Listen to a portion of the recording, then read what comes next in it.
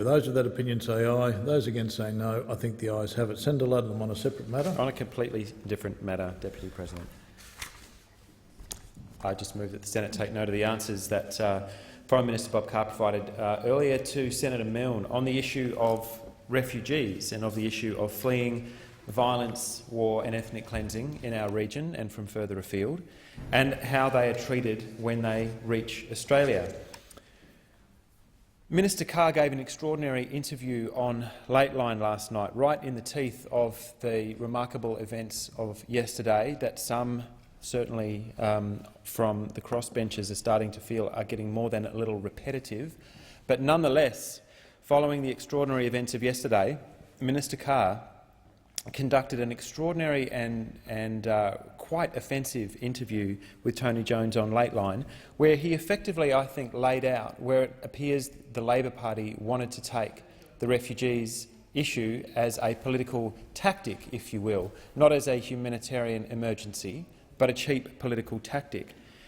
And Mr Jones asked Bob Carr, Minister Carr, what Kevin Rudd, the new Prime Minister, is likely to do to change the national conversation, as it was put. And Minister Carr, while looking down his nose on those of noble sentiments on the issue, wanted to, I think, redefine what we think of as a refugee in the first place. If this so-called spike, this huge number of people who are on the move, not just into Australia but around the world, are a political inconvenience for the Labor Party that has never had the backbone to stand up to the gutter tactics of the opposition and has simply followed them into the gutter, if that has become politically inconvenient enough that it looks as though it might lose them seats, then why don't we just redefine what we call a refugee? And Minister Carr said, we've reached the view that as a result of court and tribunal decisions, it's coming up wrong. The 93% of people who are fleeing these situations of horror and violence overseas are being found to refugees. The courts are delivering the wrong answer. And so, of course, in Minister Carr's assessment, we need a tougher, more hard-edged assessment. What he means by that is we'll just change the definition. At the stroke of a pen, you're not a refugee at all. You're just some kind of economic parasite fleeing at the behest or using the agency of the people smuggler networks. You are no longer able to call on Australia for safe harbour, as people have been able to do since the horror of the Second World War and the aftermath of that, the drafting of the refugee conventions. No, in Minister Carr's assessment, whether he's trying to lead the direction that a future Rudd government would take or whether he's just off on some tangent of his own, is to redefine those people as not refugees at all. They are not people fleeing persecution, he says. They're coming from majority regions or ethnic groups in the country they're fleeing. They're coming here as economic migrants, and there is an unsustainable spike in their numbers. So it has become an unsustainable political inconvenience for those in the Labor Party, good people, many of them, who stood with the Greens in former times against the horrors and the excesses of the way in which the Howard government conducted the gutter politics of people fleeing violence and persecution, and now the Labor Party has joined them there.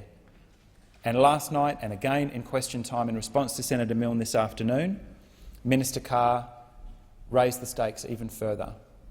If the courts are doing something inconvenient, finding these pesky refugees as being genuine refugees, in the range of 93 to 95% found to be genuine refugees, very, very small numbers of people relative to our overall population, but in larger numbers than we've known before, because of the instability and violence in our region and what people have suffered in the last few years.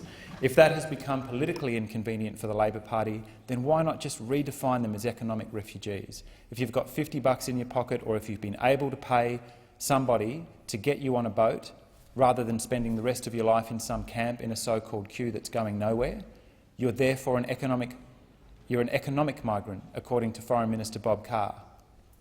The Greens will stand against this kind of abuse, this kind of cheap political tactics at the expense of some of the most vulnerable people on earth. The Greens will insist that Australia remain a safe harbour for people fleeing wars and ethnic cleansing in our region and in other parts of the world. And if the Labor Party is choosing to abandon that principle in the teeth of an election, then we will spend however long the new Prime Minister decides it should take before there is an election, and let it be sooner rather than later. We will take that issue right up through and beyond the next election so that people will have no doubt at all who is maintaining that humanitarian spirit in this parliament. I hope the Labor Party will rethink this one and that somebody draws Minister Carr back into line.